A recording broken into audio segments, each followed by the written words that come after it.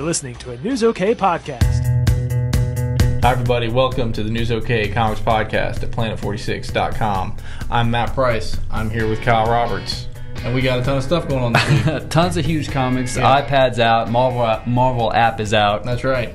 Tons of nerdy stuff going on. So we have, thanks to our friend Jay Spear here at OPubCo, an iPad that is loaded up with the Marvel Comics app and the Comixology app.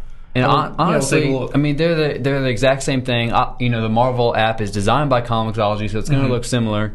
The interface is honestly very close to the exact same thing. Yeah. The Marvel app has a different color scheme and just basically a little bit different setup, but it's pretty much the exact same thing. There are a handful of other comic readers on here. We may look at those in later weeks, but right now, I think the best of them is the Comixology reader. The way that you tap back and forth and turn the pages. I like that animation. I think that's what most closely approximates the reading experience to me. Right. So yeah, we definitely recommend either Marvel app or Comixology app. Yeah. If the exact same comics that are on Marvel are on Comixology, the only reason I would prefer Marvel over Comixology is the exact same thing. Is just if you're a huge Marvel fan, it's a little easier to find Marvel stuff. The Marvel stuff. So if you're a huge Marvel fan and just want it just because you love Marvel stuff. That's that comic app for you. It's pretty enjoyable, right? I mean, overall. And what I love about it is you can get some of the classic Spider-Mans, X-Men, all that kind of stuff for $2 that you couldn't have before. And like I said, it's very enjoyable to just thumb through it and read. Yeah. All right. Cool. Other things. There's other comic news. In printed comics news, Boom Studios has announced they're going to do a comic book adaptation of another Robert E. Howard creation. You know Robert E. Howard as the creator of Conan, Cull, and Solomon Kane, but Cormac Fitzjeffrey will come to comics in June as part of Boom Studios' adaptation of Robert E. Howard's Hawks of Outremer.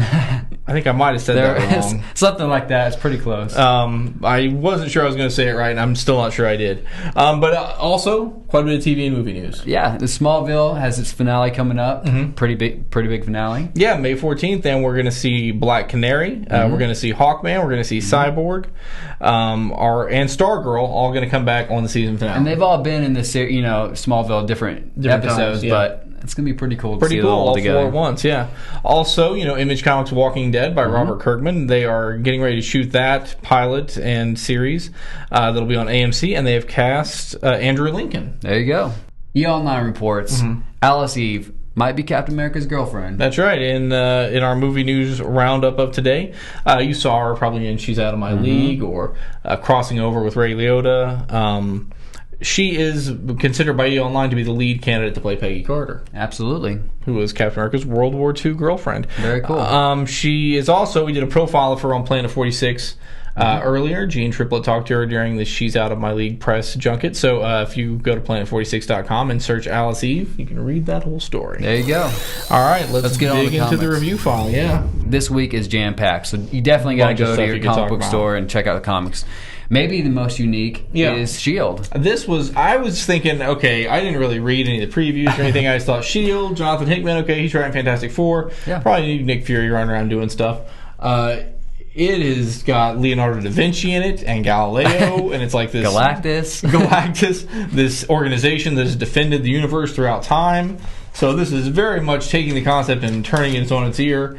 It is probably the most different from expectations comic that I saw this week. Art's really nice. Jonathan Hickman is a writer I enjoy a great bit. I don't know if he delivers the sales that you might want out of him yet, but I think if you want to get in on kind of the early days of a creator that's going to be hopefully better known in the future, pick up his Fantastic Four, which is great, and pick up S.H.I.E.L.D. #1. And you're right. I mean, this goes all the way from 2620 BC, leading through time. And so, in a way, I mean, it's kind of the origins of S.H.I.E.L.D. in a way that's never really been told before, which is kind of cool. And I'm not exactly sure. We don't have any idea how that all ties together yet, but so far, I was certainly interested, and good art too, yeah. We looked last week at the first part of Second Coming. Now here's the second part of Second Coming, Uncanny X-Men 523. And this is still, with Cable and Hope, and this one, there's actually a lot more action. The first one's kind of getting it set up. There was some action in that one as well, but I thoroughly enjoyed this comic. There's a lot of X-Men in it, and it's just fun stuff. Yeah, action-packed stuff.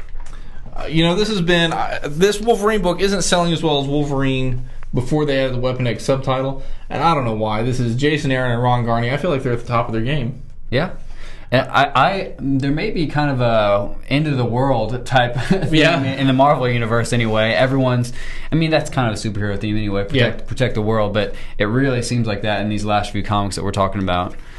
Yeah, Deathlock is back from the future, taking people out. You've got future Logan, great art by great art by Ron Garney, great writing by Jason Aaron, Captain America guest starring. Really enjoying this Captain America guest starring arc in Wolverine Weapon X.